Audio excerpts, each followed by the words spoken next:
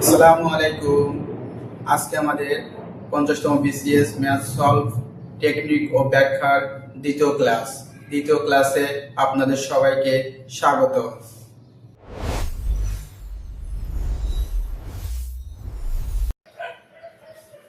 ম্যাথটি দেখতে পাচ্ছেন 0.5 গুণিতক 0.05 গুণিতক 0.005, এগুলো সবই গুণ করতে হবে।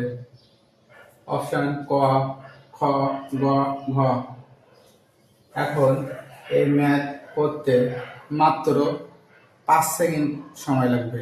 যারা এটি খুব ভালোভাবে বুঝতে পারবেন, আর যারা বুঝতে পারবেন না তাদের জন্য অনেক কঠিন মনে হবে এবং ভুলও করবেন। এখন সবার আগে আমাদের চিহ্নের দিকে খেয়াল করতে হবে। এখানে কিন্তু গুণ চিহ্ন আছে। গুণ এবং যোগ চিহ্নের দুইটারই ক্যালকুলেশন এবং হিসাব কিন্তু আলাদা। যাদের কাছে এটি সহজ, যারা পারেন তাদের কথা ভিন্ন। আমার এই কথাগুলো এবং ব্যাখ্যাটা তাদের জন্য, আমার এই ক্লাসটি শুধুমাত্র তাদের জন্য যারা অঙ্কের বেসিক খুবই দুর্বল। এখন এই ধরনের ম্যাথ করতে গেলে আপনাদের প্রথমে দশমিকের বিষয়টি জানতে হবে। যদি আপনারা আমার এই ক্লাসটি খুব মনোযোগ দিয়ে করেন, আশা করতে পারি ইনশাআল্লাহ এই ধরনের ম্যাথে আপনাদের আর কোনো সমস্যা থাকবে না। সবাই মনোযোগ দিয়ে বোর্ডে খেয়াল করবেন। আমরা সাধারণত যখন একটা সংখ্যা লিখি, যেমন 1 লিখলাম, এখন 1 লেখার পরে শূন্য সাধারণত আমরা কোথায় দেই? পিছনে দেই। এখন পিছনে যখন শূন্য দেই তখন এটার মান হয়ে গেল 10।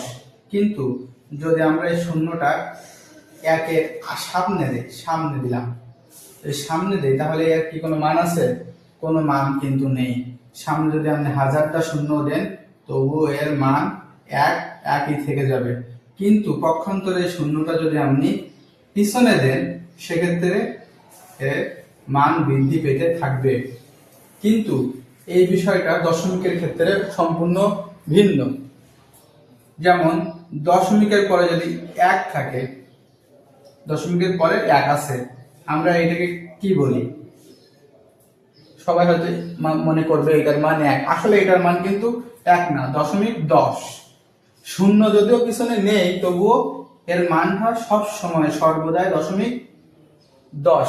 যদি মনে করেন না এর পিছনে আমরা আরো একটি শূন্য দিলে হয়তো 100 হয়ে যাবে, কিন্তু এর ধারণাটি সম্পূর্ণ ভুল। যখনই 100 হয়ে যাবে মনে রাখবেন দশমিকের পরে 0.99 পর্যন্ত অ্যালাউ।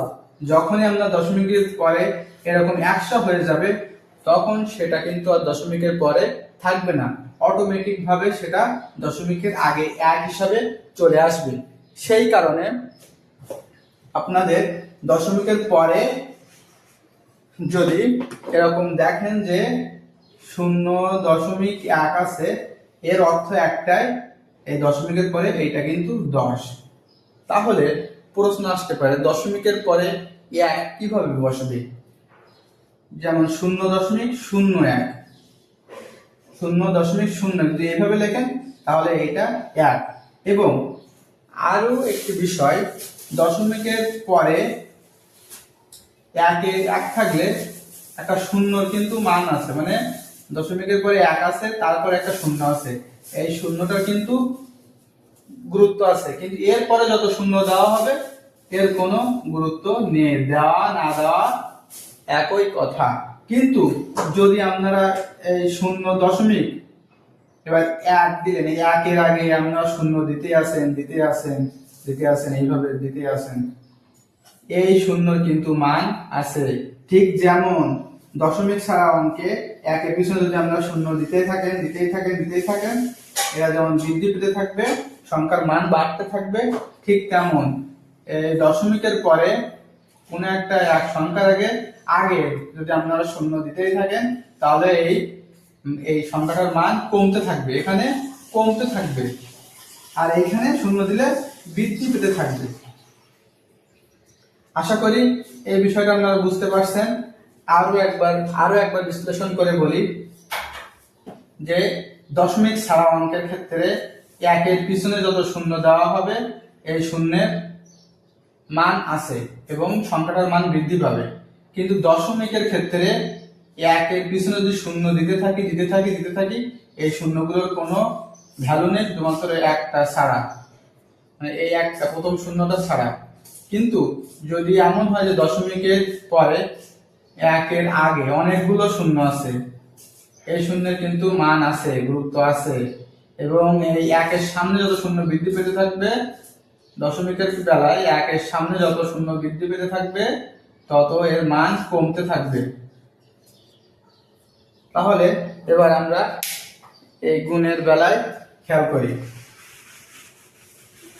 দশমিকের গুণগুলো সাধারণত কেমন হয়। যদি আপনারা দশমিকের গুণটা খুব ভালো করে আর বুঝতে পারেন তাহলে এ ধরনের অঙ্ক করতে মাত্র 5 সেকেন্ডের সময় লাগে।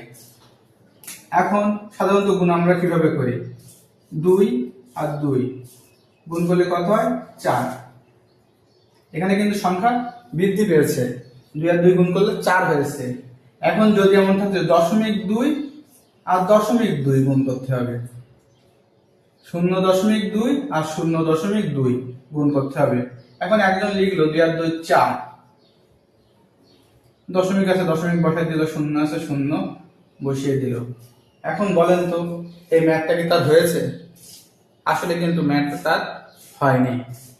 দশমিকের গুণের বেলায় খেয়াল করতে হবে যে দশমিকের পরে কয়টা সংখ্যা আছে। এখন এই ম্যাথটা হতো তখন যদি অঙ্কটা এরকম থাকতো যে 2.2 আর শুধু 2 গুণ, মানে একটা হচ্ছে 0.2 আর একটা শুধু 2, তখন 2 আর 2 4 লিখে দিতাম, দশমিক এসে দশমিক বসে যেত, শূন্য সামনে শূন্য বসে যেত।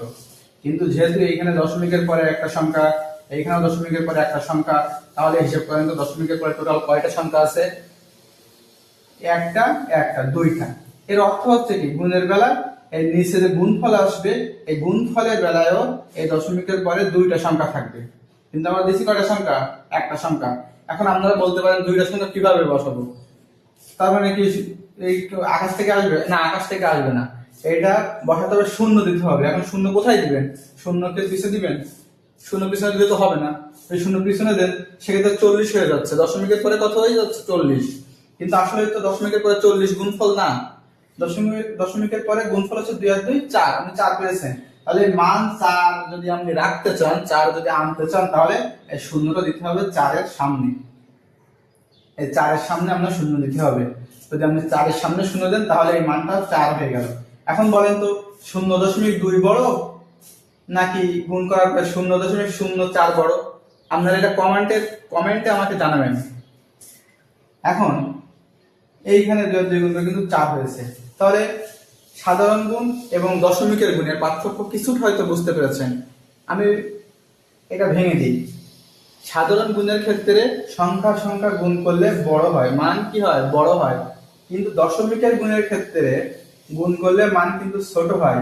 এই 0.2 কিন্তু বড়, কিন্তু 0.04 ছোট। এই 0.2 মানে কি, এর পিছনে কিন্তু একটা শূন্য আছে, 0.2 মানে এখানে শূন্য আছে, মানে 20, কিন্তু শূন্য দেওয়া লাগে না, শূন্য দিলেও এখানে আসবে না, শূন্য না দিলেও আসবে না, একই। কিন্তু দেখেন এই গুণ করার ফলে এই মানটা কিন্তু ছোট হয়ে গেছে। দশমিকের গুণটা আসলে এমনই, সাধারণ গুণ যা হবে দশমিকের গুণ এর মানটা তার উল্টো হবে। সাধারণ গুণে মান বৃদ্ধি পায়, কিন্তু দশমিকের গুণে মান কমে যায়। কমে যাওয়ার একটাই কারণ দশমিকের পরে যে কয়টা সংখ্যা থাকে সেই অনুযায়ী আমাদের সংখ্যাগুলো বসাতে হয়। যেমন 2 আর 2 গুণ করে 4 হয়েছে, কিন্তু আমার দশমিকের পরে যেহেতু 2টা সংখ্যা উপরে, সেহেতু এখানে আমাদের দশমিকের পরে 2টা সংখ্যা রাখতে হবে, সেহেতু একটা শূন্য সামনে অতিরিক্ত বসাতে হয়েছে, যে কারণে মানটা অটোমেটিক ভাবে ছোট হয়ে যাবে। এখন যে গণিতটা আমাদের 50তম BCS এ আসছে সেই গণিতটার এবার সমাধান আমরা করি, দেখা যাক কি আসে। দেখেন প্রথমে খেয়াল করতে হবে যে দশমিকের পরে আসলে টোটাল সংখ্যা আছে কয়টা, 5 আছে 5 সংখ্যা। এখন দশমিকের পরে আছে কয়টা, দেখেন একটা, এখানে 2টা, এখানে একটা, এখানে 2টা, এখানে 3টা। এখন শূন্য তার গুণ হয় না, শূন্য গুণ করলে শূন্যই আসে, তাহলে এই 5টা আমরা গুণ করবো, 5 আর এই 5 5 5 25 আর 5, তাহলে 25 আর 5 গুণ করলে 125। 5 5 25, 5 25 125 দশমিক আছে। এখন দশমিকের পরে একটা দুইটা তিনটা সংখ্যা, একটা দুইটা তিন দুই পাঁচটা আর একটা ছয়টা, কিন্তু আমাদের আসছে কয়টা সংখ্যা? তিনটে সংখ্যা। তাহলে আমাদের আরো তিনটা সংখ্যা প্রয়োজন হবে। সেই তিনটা সংখ্যা আমরা কোথায় পাবো? তিনটা শূন্য দিয়ে দিব। 1 2 3 4 5 6, এইখানে হবে দশমিক। তাহলে দশমিকের পরে দেখেন একটা দুইটা তিনটা চারটা পাঁচটা ছয়টা, একটা দুইটা তিনটা চারটা পাঁচটা ছয়টা, তার মানে অঙ্ক আমাদের সঠিক। সামনে তিনটা শূন্য যেটা আছে সেটা আনসার। এখন দেখেন ঘ নাম্বারে তিনটা শূন্য আছে 125, কারেক্ট আনসার এইটা। এখন যদি আপনারা আমার এই ম্যাথটি বুঝতে পেরে থাকেন তাহলে অবশ্যই কমেন্টে জানাবেন, এবং কোথাও না বুঝতে পারলে সেটাও অবশ্যই জানাবেন। এবং হুবহু আরো একটি ম্যাথ আমি আপনাদেরকে এখন দিচ্ছি, যেটা আপনারা বাসায় অবশ্যই সলভ করবেন।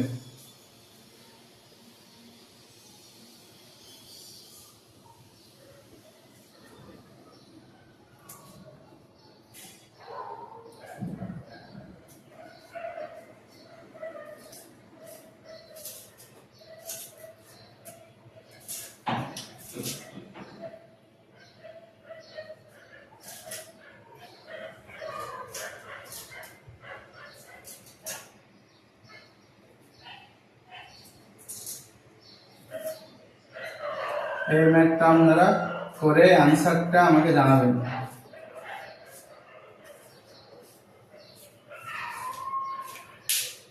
আল্লাহ হাফেজ।